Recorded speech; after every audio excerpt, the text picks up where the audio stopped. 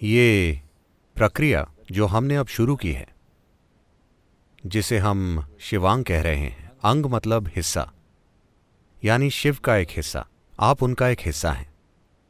तो सृष्टिकर्ता का एक हिस्सा होना, ये रूपांतरण की यात्रा सृष्टि का एक हिस्सा होने से लेकर सृष्टिकर्ता का एक हिस्सा होने तक की है। ये ऐसी चीज है जो हम सभी में समाई हुई है, ना सिर्फ इंसानों का बल्कि हमारे आसपास जीवन के हर रूप का भी वही स्रोत है।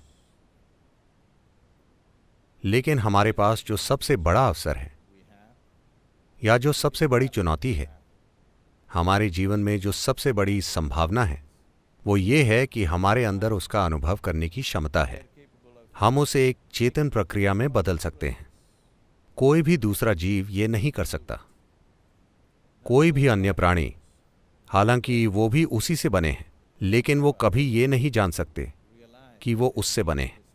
लेकिन अगर आप अपने दिल में भक्ति की अग्नि प्रज्वलित कर लें, तो आप यहां धरती के एक टुकड़े की तरह नहीं जिएंगे, बल्कि आप यहां शिव के एक अंग या हिस्से के रूप में जिएंगे।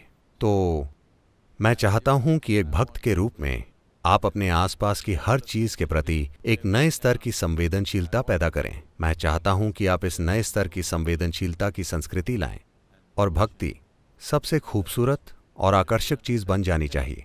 ये हमेशा से रही है। This is what human heart longs for, that it wants to be on fire without reason. इंसान का दिल इसी चीज की इच्छा रखता है। ये बिना किसी वजह से प्रज्वलित रहना चाहता है। अगर ये बिना किसी वजह से प्रज्वलित नहीं है, तो आप इसे हार्मोन्स की मदद से प्रज्वलित करेंगे। अगर भक्ति नहीं है, तो आप किसी से लगाव रखने की बुरी तरह से कोशिशें करते रहेंगे। अगर भक्ति है, तो आप देखेंगे कि आप जो भी चाहते हैं वो आपके अंदर ही हो रहा है। सबसे खूबसूरत चीजें आपके अंदर ही हो रही हैं। आसपास किसी चीज को खोजने के लिए समय ही नहीं है, क्योंकि आपके अंदर ही इतना कुछ हो रहा है।